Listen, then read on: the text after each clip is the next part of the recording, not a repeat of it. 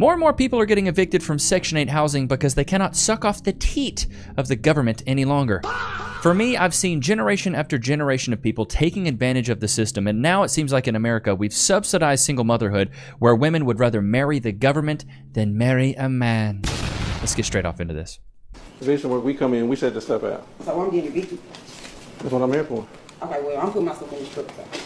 Okay, well, that's good. You got people. Yeah, that's what I'm saying. Like, y'all ain't got a touchdown. I'm going to get myself. So what if I say y'all can't be on the property? Then what? There's going to be a conflict?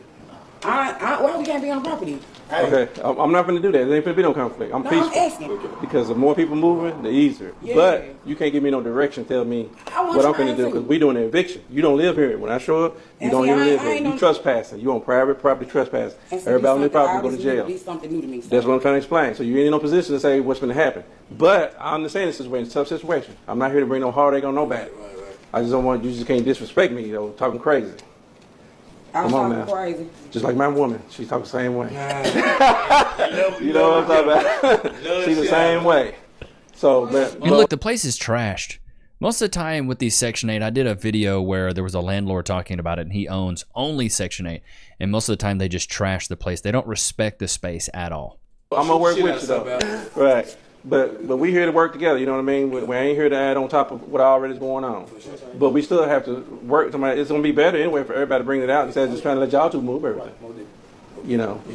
Now, but she needs to focus on her personal stuff. She don't want nobody going in her personal drawers and stuff. She go do that. It's only because you allowing it, though. Right. You know what's going on. Right. So, but y'all a good man, because I'm telling you, a lot of these women don't have nobody showing up trying to help them. I'm going to tell you that much. They be out here solo. You want to know why? It's because they're a...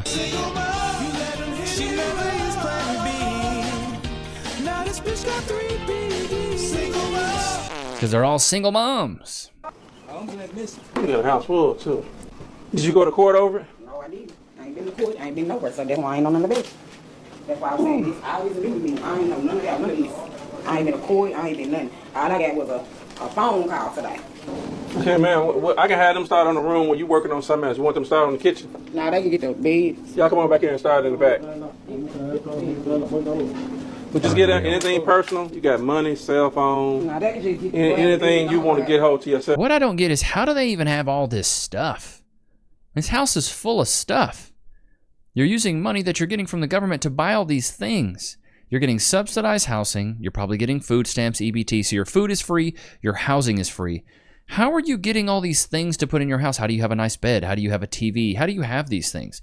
These aren't basic necessities. Bare necessities, the simple bare necessity. That's not bare necessities. This is extraneous stuff that you have. This is excessive. Is this refrigerator come with the house or is yours? Okay, I'm not sure. Okay, thank you. We are finished. Ooh, now it's pull barren. this door down. I don't think it's going to lock. I want this. Don't worry about it. Okay. We're finished. Then we got to go back to this other house with a old man. Hopefully they got somebody to come get him. But we go back and check. Okay. Now, see, in my opinion, elderly people that are disabled, people that can't work, people that don't have 2 legs, 2 arms, and they just physically cannot work, I think that's okay to be on Section 8. I really do. I think that's fine. But when it comes to the fact that you are able-bodied, you could work, your arms, your legs work, your mind even works, but you still don't want to move out of Section 8 housing and you just want to mooch off the government, that to me is a problem. You're taking advantage of the system. And the problem is that these single mothers are teaching their kids to do the same thing. Work a remedial job, go work a job that maybe pays you $10 an hour, mooch off the government, never get better, never get off the government, stay dependent so you can get all your benefits, which is terrible in my opinion. Landlord tries to evict ex-girlfriend after breakup. Process took 6 years. After breakup, process took 6 years. I don't even want to try to calculate how much money I've spent. My guess is at least 100,000 and probably more. Yeah, I mean, it's definitely the worst eviction case we've ever had. I mean, 6 years to evict somebody is just crazy. It was a relationship gone bad that turned into a nightmare for Doug Cleary. He was with a woman for 3 years. When they broke up, he tried to evict her from a house that he owned, one they originally intended to share. She stayed there from 2019 when the eviction started, through almost the end of 2025. She has not paid a penny towards anything. $4,000 a month over 5+ years, plus he had to pay legal fees to get his house back. Fox 5 $4 a month? reached out to the woman who was evicted earlier this month, and she declined to comment. 6 years to Shocker. I'm sorry. 6 years? $4,000 a month? Bro, what are you where are you living at?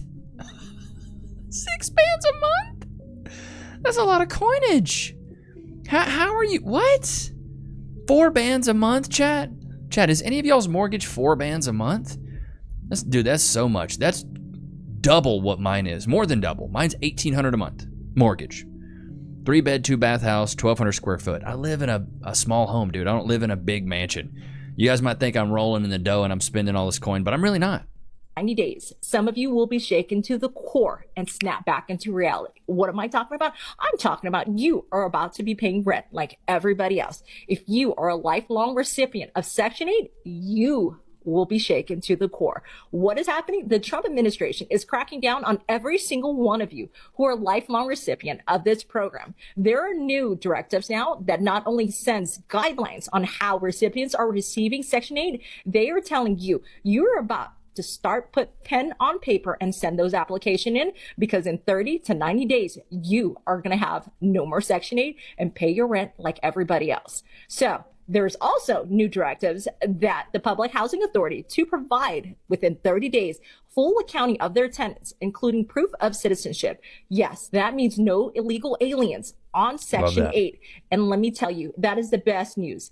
I am all for people who are needing help, but these... so many abuse in this. No, I completely agree. And I found something on Twitter that it was absolutely alarming. The fact that most of Section 8, most of subsidized stuff, food stamps, EBT, Section 8, is not even going to Americans. A lot of it is going to non-Americans, which to me is insane. Food stamps by ethnicity. Let's see if I can even show this to you guys. Oh, wrong one. Here, let's pull it up here. Maybe it'll show a little better over here. Food stamps by ethnicity. Okay, so you got Afghan, 45%, Somali, 42%, Iraqi, 34%, Dominican, 34%, Caribbean, 28%. This is percentage of U.S. households receiving SNAP benefits by ethnicity. Isn't this insane? Cambodian, Arab, Cuban, Puerto Rican, Native, people that are actually Native Americans, 27%. White, 8%. Chinese, 9%. Filipino, 10%, almost 10%. Nigerian, Israeli. Like, what are we doing here? And then also, there was something else I found. Let's pull this one up right here. Welfare use by nativity and legal status. U.S.-born headed households, illegal headed households, and legal immigrant households. Any welfare, so 59% is illegal headed households. 52% is legal, and then 39% is U.S.-born. Cash, food, Medicaid, housing. Like, why are we paying more for people that are here illegally versus people that are here legally and that were born here? Isn't that a little odd that we're paying more for people that are here illegally than here legally? It's a little weird, in my opinion. Like, illegal headed households receive the majority of the Medicaid, food, and any welfare in general. Maybe not cash, but oh my goodness, the legal immigrants are, I guess, crushing them in that. But even the housing. Why are our tax dollars going so much towards people that aren't even here legally? One of you guys asked me the other day because I said Trump ended 8 wars or whatever. And somebody's like, well, I need proof. Here's your proof. Conflicts ended under President Trump's second term. Boom. You can screenshot that. Israel, here's the ones you can't see. Israel, Hamas, Rwanda, Democratic Republic of Congo, Armenia, Azerbaijan, Israel, Iran, India, Pakistan, Serbia, Kosovo, Cambodia, Thailand, and Egypt, and Ethiopia. Some of you guys are like, I need proof. Well, there's your proof. How about that? There you go. There you have it. There's your proof. So I don't want you guys to think that I didn't have a reason for saying that. I did have a reason for saying that, and so I wanted to show you the said reason for that. Let's get back into this Section 8 madness. Because for me, dude, I was never on Section 8, but I also thought about it like being a landlord, being a Section 8, being a slumlord, After watching this, I'll never do it. Evict us like we don't know our rights, but we educated and we fighting back. What if I told you that we could stop that eviction? Are you or do you know anybody that's currently facing eviction? Well, then you came to the right places. I know you probably got a lot of questions and concerns, but guess what? Sorry, any woman with her neck blasted with a tattoo, I'm already discrediting you with a lot of authority already. So let's see what you got. I'm here to help. I need your engagement so I can continue making content like this, but let me know if this helps you or helps someone that you may know, and if you want me to make more of it. Stalling 101. Get to the point. You know, keeping your keys, keeping your peace. Let's talk about it. It's sad when renters don't do the... Yeah, you said a whole lot of nothing. Like you're really just trying to bait people. If you're getting evicted and you're on Section 8 housing, newsflash, you're just gonna get evicted, bro. I had to do this one laying down because this is a lot. The leeches on our federal tax dollars, our state tax dollars, are being cut off. Thank God. From Section 8. Now, I could make this video very long. We all know him. We all grew up with him. I realized there's a stigma because even in my viral apartment videos, they assumed that those apartments were Section 8, and they were not. But recognize who it is. It's the 92%. It's black women in bonnets coming on just like this. Oh, they turned off my Section 8. I'm hungry. They turned off my food stamps. I'm hungry. And y'all idiots, y'all imbeciles have the nerve to flip it into, no, you need to get your S together. Then the 7-year-old now has to get a job. No, you have to get a job, you lazy thing. And we're tired of taking care of you. I like this girl. You're a bum leech. I like that. It's good. Ain't that right, Loki? I've fallen at work and been injured. Oh, wait. I should call my lawyer. I'm John Morgan of Morgan & Morgan. Hey, John Morgan of Morgan & Morgan. It's Levi Nichs of YouTube. Can I get some cash, please? Morgan & Morgan & Morgan & Morgan & Morgan & Morgan & Morgan & Morgan & Morgan & Morgan. Did you know that your injury could be worth millions of dollars? Morgan & Morgan is the largest injury law firm in America, and they've recovered over $20 billion for their clients. $20 billion? That's a lot of cash. The insurance companies tried to lowball me, but Morgan & Morgan was able to take my pain and suffering and turn it into cold, hard cash. It's almost a good thing I was injured. But wait. How much is Morgan & Morgan gonna cost me? You never owe them legal fees unless they're successful. So it's completely free unless you win? Yeah. Hiring a lawyer? That sounds like really difficult. It's actually super easy. You can just go to their website, and in a couple clicks, you can find out if you have a case. And you can literally do it from your smartphone. And remember, there is only one Morgan & Morgan. Wait, but it's two names though. How is it? Give me the script. Oh, both their last names. Okay, I get it. Okay, roll it. You can start your claim today by going to forthepeople.com/Levi, found in the description below. So if you're injured, you can trust Morgan & Morgan. Y'all know what time it is. Loki. Oh, wow. Okay, sit. Wait. Goodness gracious, you ran up here quick, brother man. He's tired. It was beautiful this morning in Texas. So we went on a long walk this morning. Free? Free? You know what it is. It's the same stuff you've been chewing on, you big back. Big back. Goodness gracious. Like, come on, bro. What are you even doing? What are you even doing here? But yeah, this Section 8 stuff is crazy, brother. Crazy. And most of the time it's these single moms. Single moms taking advantage of the system, marrying the government, subsidizing single motherhood. This is the problem. This is the problem that I think a lot of us are mad about. All right, here, let's get into some clips I found on Twitter. We're going to jump around a little bit, Chad. I hope you guys are ready for it. Okay, realistically, if I want kids by about 28, but I want to be married for probably 2 years before having kids, I need to have a husband and be married by 26.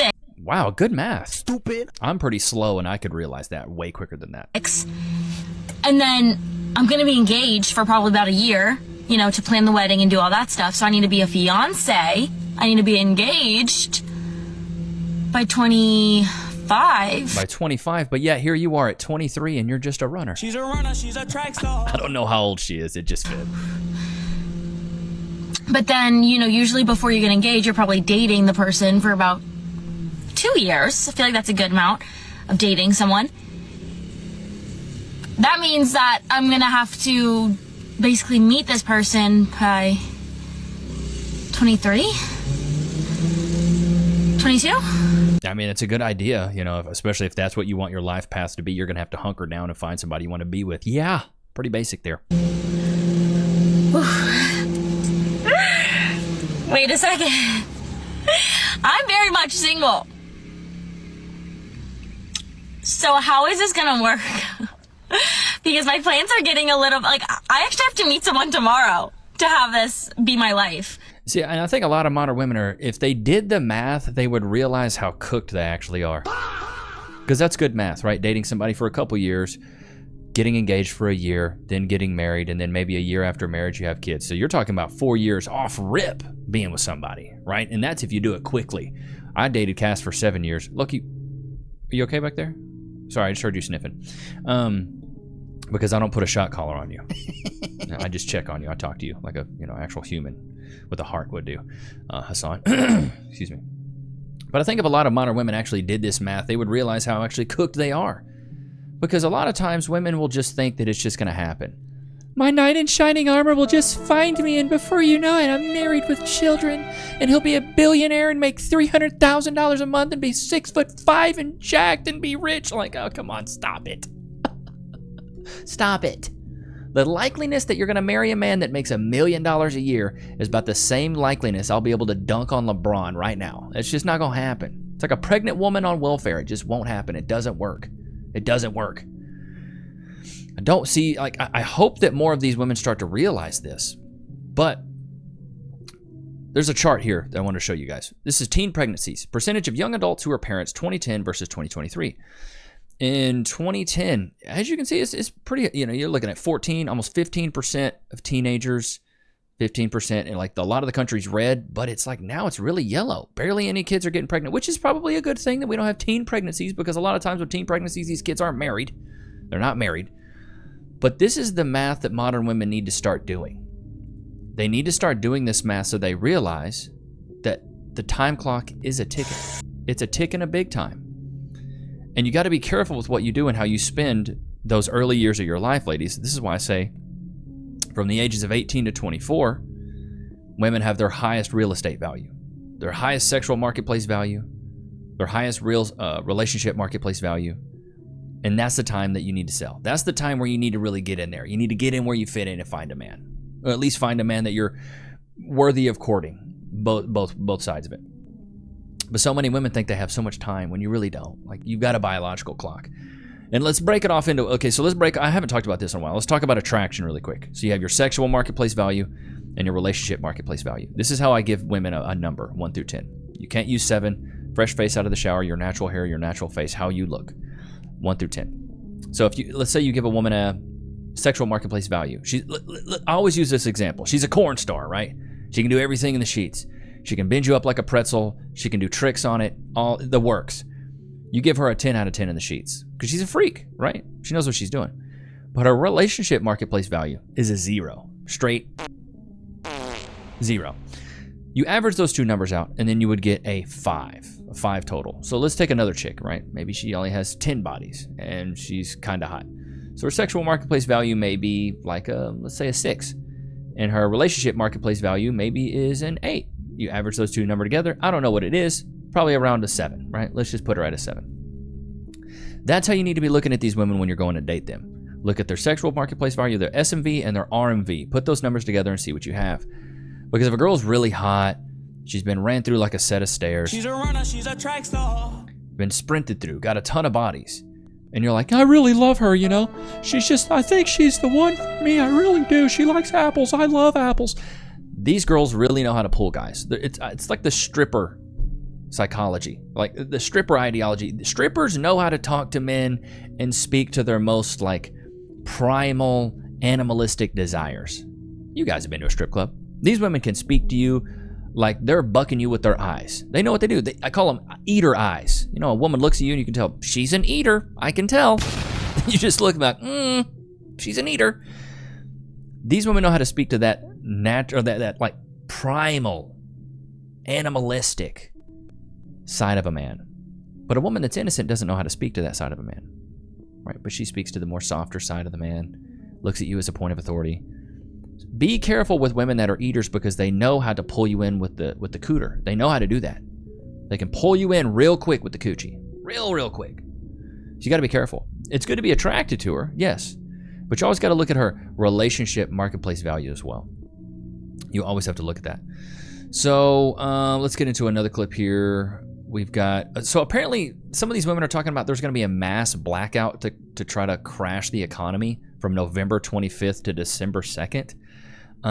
This looks so stupid. Then I am all in. I know you weren't about to scroll, as I'm about to tell you the most important piece of information of the day. We're not asking, we're shutting it down. Mass blackout, November 25th to December 2nd. Personally, for me, I'm going to have my lights on. The largest economic blackout protest in U.S. history begins November 25th. I won't be a part of that. No work, no spending, no restaurants, no projects, no events, no restaurants, no backing out. Well, a lot of you women don't work as it is. Because I'm in Section 8. No spending. Well, you have food stamps, so you're not spending any money anyways. No restaurants. Your EBT doesn't work at a restaurant. No projects. What are you working on besides having more kids? No events. Where are you going? You got kids to take care of. No restaurants. Okay, that's the same thing repeated. No backing out. The only thing you're backing out is that took us into another man's penis. Okay, let's see what we got. A mass blackout is planned November 22nd to December 2nd. A few organizations got together like Blackout America, May Day, Sick Day, and Big Beautiful Boycott. They did this one day last month and it was successful, so this time we're doing it for a whole week. This is a people-powered movement, and I can get behind this. It's like a pushback towards fascism, greed, lies, consumerism. Somebody said we are not powerless and we should decide where our money goes, and I agree. If you agree to and you want to participate, I'm going to explain how. You don't have to do every single thing on the list. It's not realistic, but just do what you can. And please don't comment any negativity like, I can't do this, I can't do that. Like I said, do what you can. If you feel like you can't do anything on the list, just share it. Share this video, make your own, just share the message. The first one is no work, and I know that's not realistic for a lot of us, but if you have PTO, take it. If you have to go, do the bare minimum. You're still slowing the flow of profit by doing the bare minimum. Don't clock in early, don't stay late, take that whole hour lunch break. And again, if neither one I'm just going to take this at a lens of how I view every day as a man, and I think number one, every day as a man, you should be working. You can have days off, yes, but planning to be lazy and to get nothing out of it as far as like family time or anything like that, already a wasted effort here. Those work for you, engage in the other parts of the blackout, especially no spending. We're not giving any money to mega corporations at all. Okay, no spending. You're so dumb. You've had to pay your rent for the month, more than likely. You've had to pay your car note. You've had to pay your electricity, your lights, your AC. So what are you going to do? Just sit outside? Like, no matter if you say, I'm not spending today, you have to spend money to live. You're paying probably a lease or a car payment or a finance payment on a car, on a house, a mortgage or rent. So therefore, that you're already paying money. So no Walmart, Target, Amazon, Uber Eats. Just for 1 week, save your money and pretend like those conveniences don't even exist. How to prepare, because for that week you're going to need to eat. Some people need medicine, so try to buy all of that before November 25th. Not the day before, though. They're asking people not to wait until the day before, so there's not an influx of purchases. And if you can, try to get your food from local shops. So community-owned stores, maybe a local pharmacy. Also put off anything that can... I like shopping local, I really do, but I went to like a local bread store and I was like, why is this bread $20 a loaf? Well, it's made with it. It's like, it's cool, but like y'all charging a lot for this. I like to eat local. I do. I buy local honey and local bread. But it is more expensive. But the thing is, I have the autonomy on whether or not I want to buy it. I'm cool with that. But it is expensive. But I'm cheap. Chat, put a 1 in the chat if you're cheap. Bro, I'm cheap, bro. Like, I was raised up eating Vienna sausages and freaking mac and cheese, pork and beans, sauerkraut and weenies, hamburger helper. Chat, what was we'll get into this in a minute. What was one of your struggle meals? Let me know. We'll get into this after this video. Wait, any events, deliveries, projects. Even if you have a bill that's going to be due that week, pay it ahead of time if you can. We're not spending any money that week. And before that week, we're only spending it locally, no corporations. Even after the week is over, you should still support small businesses, no corporations. I know personally I did see a lot of people ask, why is it only a week? In my opinion, if it was longer, people would just skip over it. They would say it's just too unrealistic and just skip over it.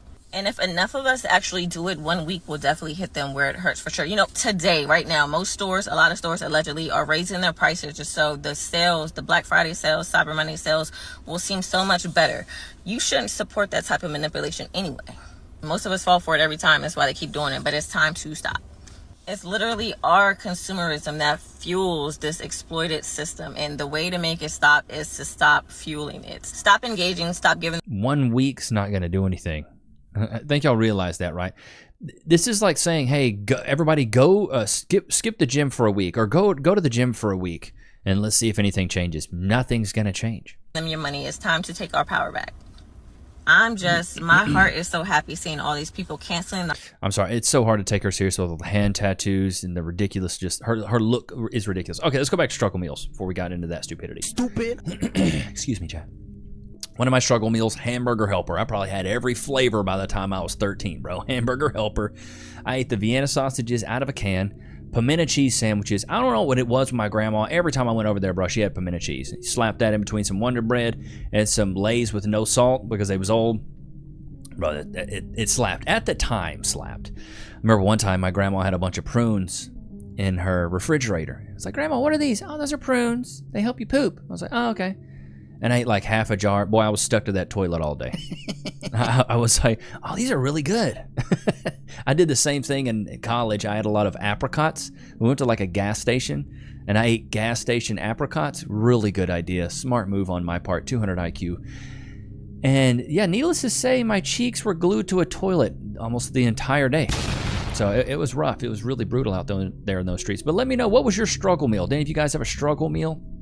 My mom would make sauerkraut and cut up ballpark franks. Sauerkraut and weenies is what she called it. She'd cut up the weenies, put it in sauerkraut, put it in the oven, bring it out, and that's what we ate. It was terrible, bro. It was horrible. Shout out to my mom. Love my mom, but horrible meal. She'd make this meatloaf, garbage. And then she would make, we would have chili dogs. But she would get the Hormel out of a can, put it in the pot, and then she would put the hot dogs in the chili and cook the hot dogs with the chili, and then you pour that over. Those were some of my struggle meals, dude. It's so bad. We were so poor that sometimes, dude, we would always have the bologna. Yeah, I remember bologna. I ain't had bologna in a month of Sundays. Bologna with the plastic around it. You rip that plastic off, and then you wrap it in a piece of American cheese, just bologna and cheese. You eat like 2 or 3 of those, and there's your lunch. Ramen noodles, oh my god, I ate so many packs of ramen noodles. I was a big cup noodle guy at an early age, big cup noodle guy, and then I got into the brick ones, and I thought I was freaking Chef Gordon Ramsay. I was like, oh, I'm gonna cook these up on the oven, and made a bunch of messes, so I had to go back to the cup noodles. But yeah, man, the struggle meals. A week's not gonna do anything. I don't think a week's gonna do anything. I don't see it. I don't see how this is going to help or hurt the economy. This is going to do anything. This isn't going to crash anything. It's really going to have no effect. I saw this. I didn't watch it all the way through. I wanted to react with you guys, but it says trying the server hair theory to see which gets me the most tips. Theory to see which gets me the most tips. Thursday.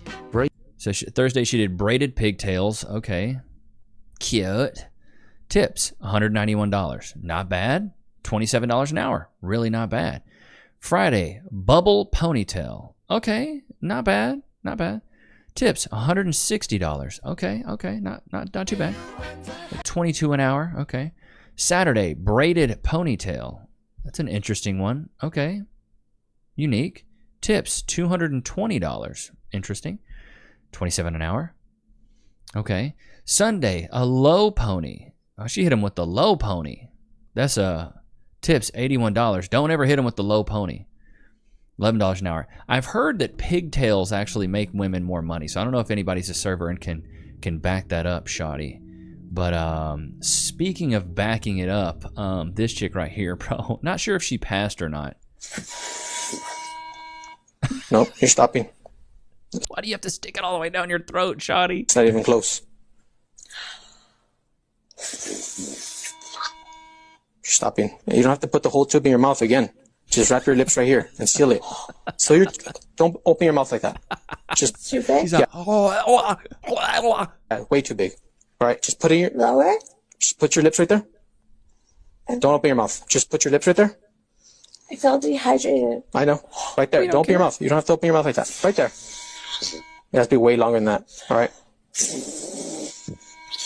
Just like. Why are you treating it like a pecker, baby girl? She's a runner, she's a track star. She got drunk and had to go back to that muscle memory. You know what I mean? It is what it is, man. That's crazy work. Oh my god. I saw this stand-up comedian. I thought it was pretty funny. If a guy removes his penis and like puts a wig on and throws on a dress, everyone's like, you go girl, live your truth. But if a guy wears a toupee, everyone just laughs at him. So true, though. And he's just trying to identify as someone with hair. But society's like, nah, we don't play that shit. Right, that's what's so funny to me. A dude will get celebrated for chopping off his penis and putting on a dress, but he puts on a toupee and he gets clowned. But I'm telling y'all right now, chat, let me know if anybody's bald in the chat right now. Let me know if you're bald.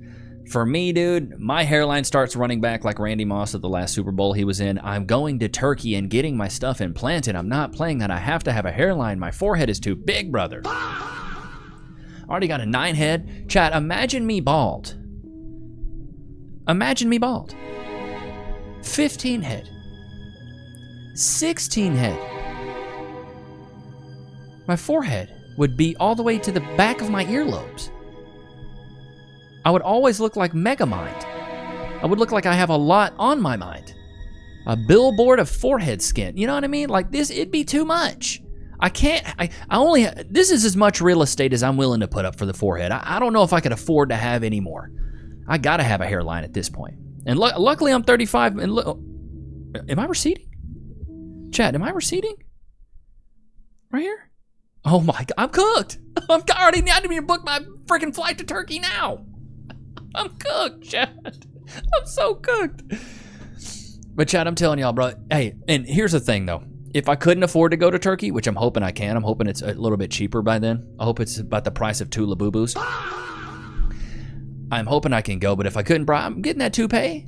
You can shiggity wig wiggity big biggity bet that I'm gonna go and get my stuff shaving on the top and they can glue that on, brother man. I'm not playing that. I'm not doing the bald stuff. My forehead's too big. Some of y'all got those Jason Statham heads. So I see a lot of guys that have those nice round, circular, nice little noggins on you. Looking like it's been waxed with that turtle wax. Some of y'all got some good looking heads. Me on the other hand, peanut head. Acorn nugget. Pecan. It's not good. It's really bad actually. So I can't go bald. I cut my hair short. I buzzed my hair one time. I thought I was gonna look like Brad Pitt. I looked like Brad shit. It was bad. I looked like bad shit. It was, and I don't even like the cuss, chat, but it was bad. When we say things like, men should pay all the bills, and that sounds... Well, y'all should be sucking all the pee-pee. Amazing, right? But with that same sentence, wouldn't a man allowed to say, well, women should only be in the kitchen? So I was like, okay, I wouldn't want somebody to tell me that I'm just good for that one thing, or women should only have children and cook and clean, and that's it. But we do that with men. Men should do this one thing, and it's like a man doesn't have to provide, pay all the bills, but he can if he wants to, and then you will choose the one that wants to. Mm-hmm. I have to teach certain men that receiving from me is okay. Because a lot of men are also not thought that they should receive. Sometimes I have people that when I try to pay for dinner, they say, don't disrespect me like that. And I was like, wait, relax. I'm not disrespecting you. Receiving is part of the dignity of giving. Okay, I'm gonna keep it at that. Wow, couldn't tell if it was a man. It's just the work. It's the cat faces, right, chat? It's the puffy cheeks, the weird chin lines. You just kind of look like a cat. Meow. I don't get why so many of these women get all this plastic surgery. We don't like it. I don't know if she's in a relationship. I don't know if she's married. I don't know anything about that. But I think she brought up a good point. Even though I don't agree with her aesthetic, she brought up a good point. When a woman says, hey, a man is only good for paying bills, well, then the only thing you're good for is being barefoot, pregnant, and cooking. How about that? Y'all want equality now? So if you're going to hold us to this standard, we're going to hold you to that standard. And what I find so funny, chat, put a 1 in the chat if you agree with this. I see this so much. Women are so comfortable telling men what a man is, but as soon as men try to say what a woman is, it's like, oh no, you can't do that. Do y'all see that? Women do this all the time. Well, a real man would do this. Well, an alpha man, a good man would do this. Why can't us as men tell you what a good woman would do? Well, a real woman would do this. Well, a good woman would do this. Well, a submissive woman would do that. Isn't that weird? They can always tell us what a real man is, but we can't ever tell them what a real woman is. Odd, right, chat? Ain't that right, Lokes? I don't give a fuck, Keisha. He really doesn't care. But I hope you guys enjoyed today's episode. Don't forget to like, comment, subscribe. It was good to have you guys out, man. Until next time. Peace.